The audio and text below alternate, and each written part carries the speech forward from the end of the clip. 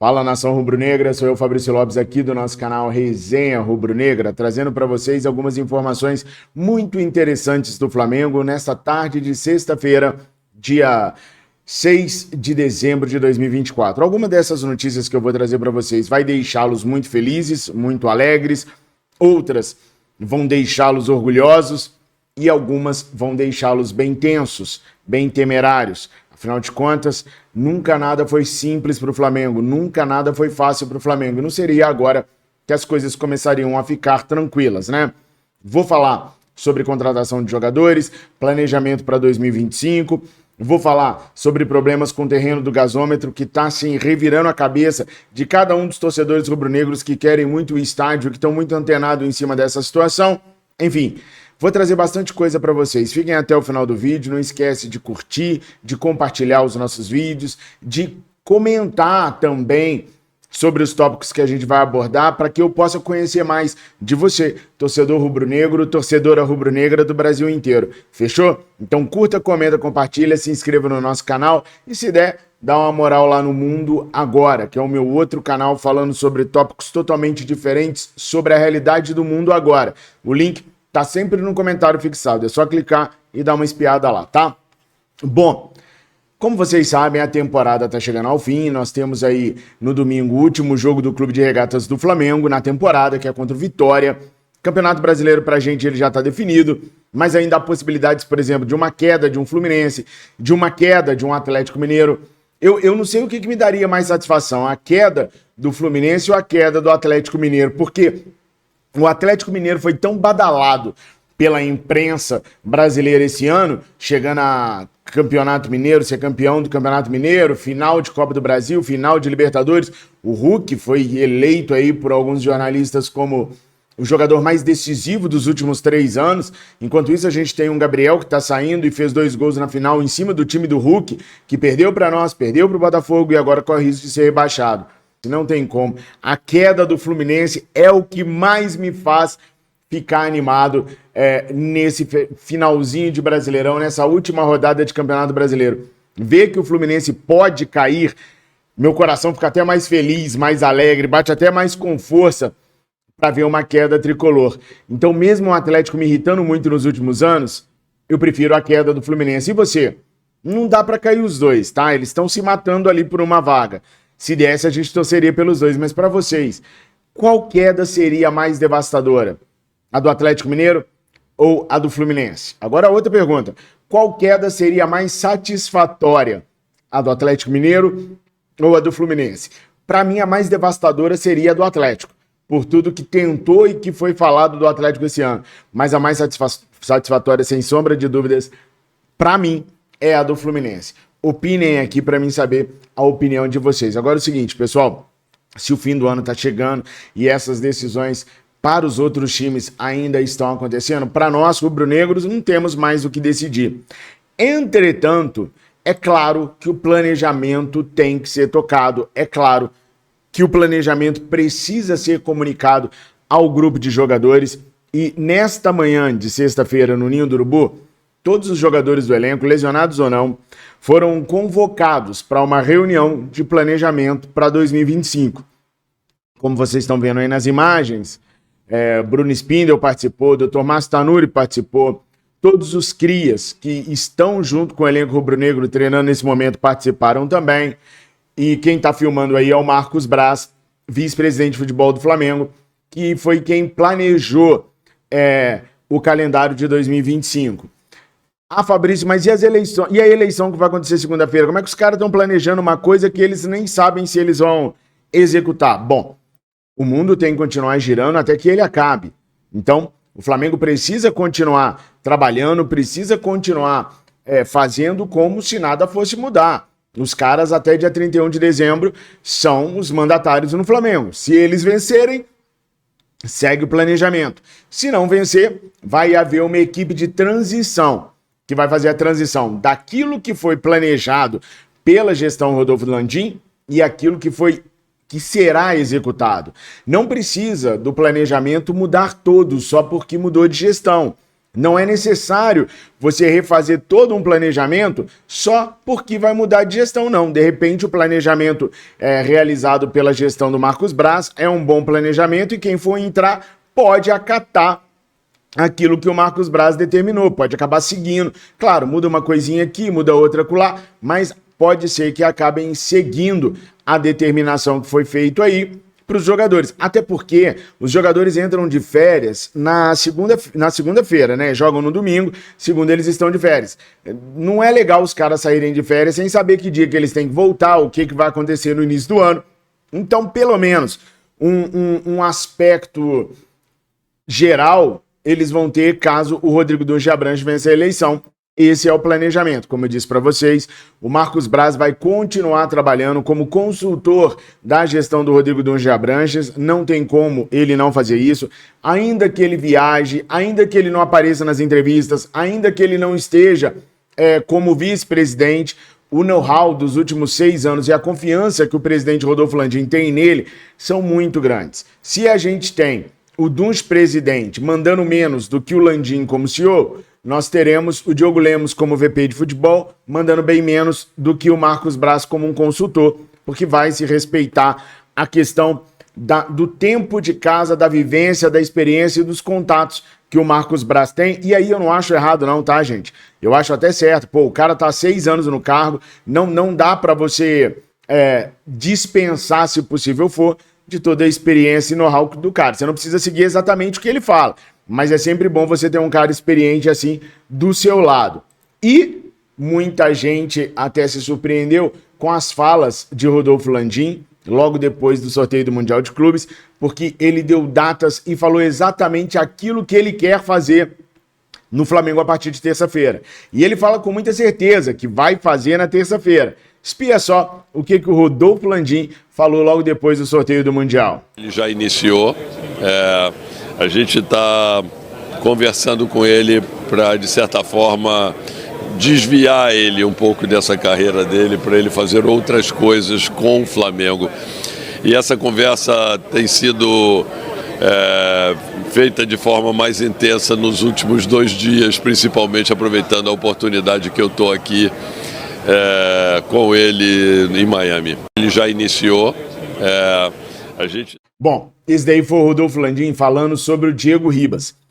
Por que eu quis trazer esse papo dele sobre o Diego Ribas? Porque, pessoal, a ideia é, se eles vencerem na segunda-feira, na terça-feira eles sentarem com o Diego e com o Felipe Luiz para poder já definir a contratação de reforço para o Flamengo. O Flamengo sabe que precisa de um substituto imediato para o Gabriel Barbosa, o Gabigol, que está saindo agora. O Flamengo sabe que vem negociações por aí, por isso até o Flamengo anunciou hoje a renovação contratual do Everton Araújo até 2028, para espantar, para tirar de perto todo tipo de assédio que o moleque vem recebendo agora, porque vem recebendo muito assédio lá de fora, e o Flamengo precisava valorizá-lo até para poder dar uma aumentada na multa e mostrar e mandar um recado para o mercado. Olha, aquele moleque que vocês queriam, que era da base, agora é profissional, recebe salário de profissional e por isso nós o negociaremos como um profissional e não como um jogador da base. Aumenta a expectativa nos valores de venda do atleta e o Flamengo passa a valorizar um ativo que deve se tornar titular em muito pouco tempo. Vale lembrar que a gente tem também a situação do Eric Pulgar, que pode acabar saindo do Flamengo, né? Tem um contrato de gaveta que o Pulgar já aceitou, que tá tudo preto no branco, bonitinho. É só esperar o ano que vem entrar para ele poder assinar e permanecer no Flamengo. Mas há alguns clubes do mundo árabe, do mundo turco, interessados nos serviços do Eric Pulgar. E vocês sabem, quando é lá pro lado do mundo árabe, sempre são fortunas e fortunas oferecidas. Recentemente, o Felipe Luiz fez a propaganda do Eric Pulgar dizendo que ele era jogador de Barcelona. Então, é claro, uma declaração de peso, de um treinador de peso, respeitado como jogador, respeitado como pessoa, respeitado como profissional, é ouvido nos 4 cantos do planeta. E a valorização do Eric Pulgar vem da parte técnica e da parte financeira também. E aí, se os árabes vierem mesmo, como estão prometendo vir em cima do Eric Pulgar, o Everton Araújo tem muitas chances de assumir a colocação ali daquela posição e se tornar o titular do Flamengo no ano que vem. Eu confio no Cria. Você confia nele para ser titular o ano que vem? Coloca aí nos comentários. Agora, Mudanças vão acontecendo.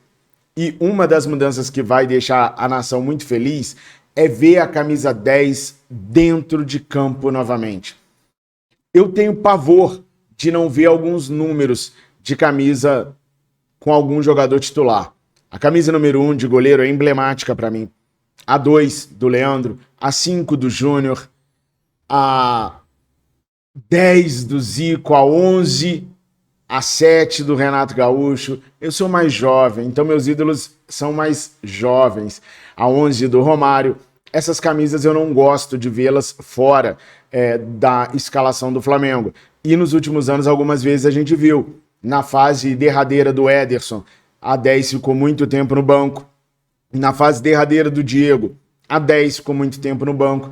E com a indisciplina cometida pelo Gabigol, a 10 foi retirada do plantel rubro-negro. Só que pro ano que vem ela vai voltar, gente. O Arrascaeta vai ser o jogador que vai vestir a camisa número 10 rubro-negra a partir do 1º dia de janeiro do ano que vem.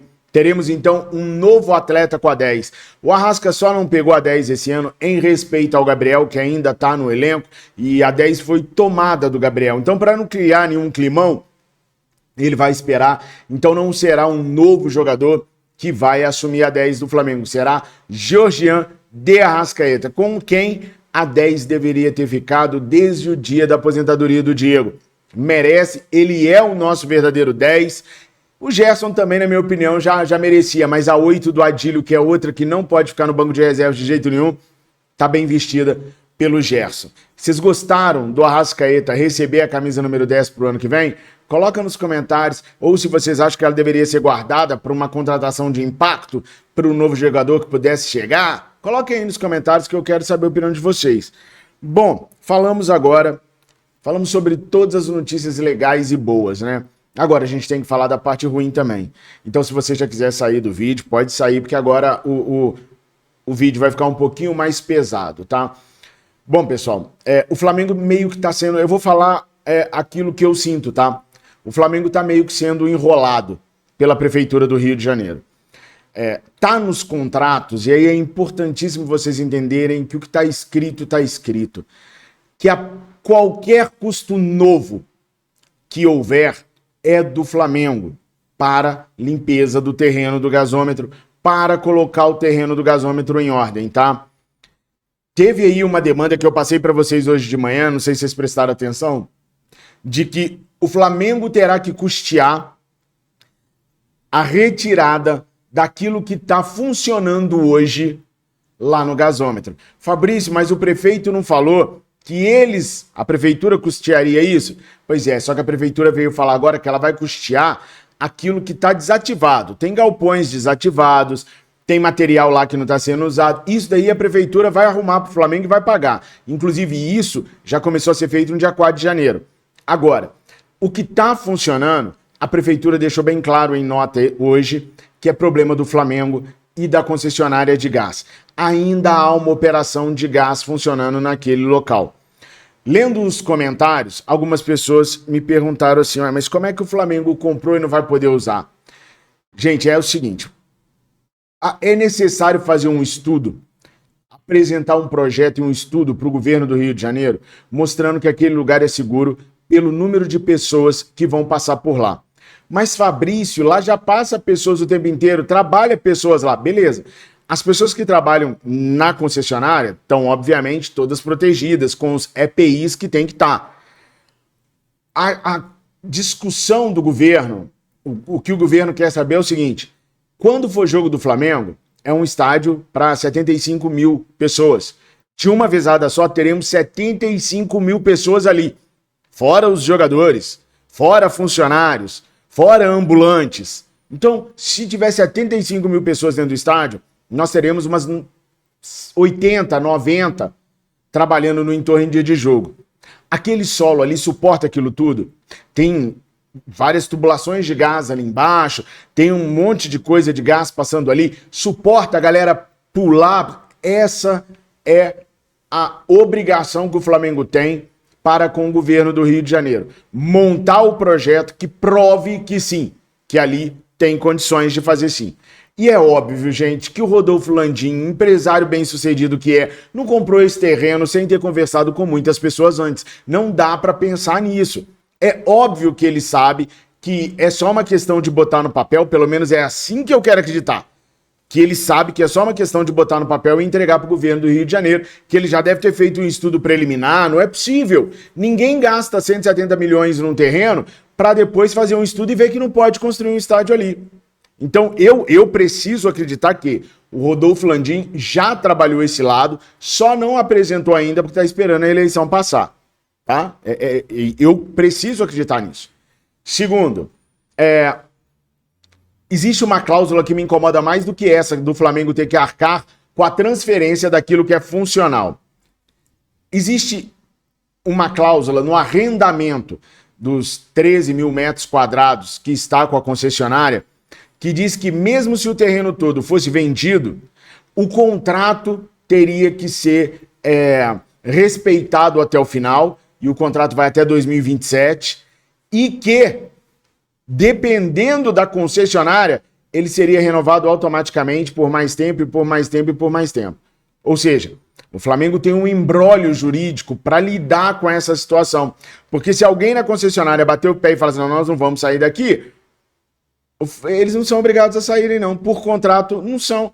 O Flamengo comprou um terreno que tinha um inquilino e o inquilino estava resguardado pelo contrato que fez com o antigo dono, de que ele poderia permanecer no terreno até o fim do contrato ou até mesmo renovar por mais tempo ali naquele terreno. E a prefeitura não pode fazer absolutamente nada com relação a isso. Está no documento com o fundo da Caixa Econômica Federal. Então vamos lá.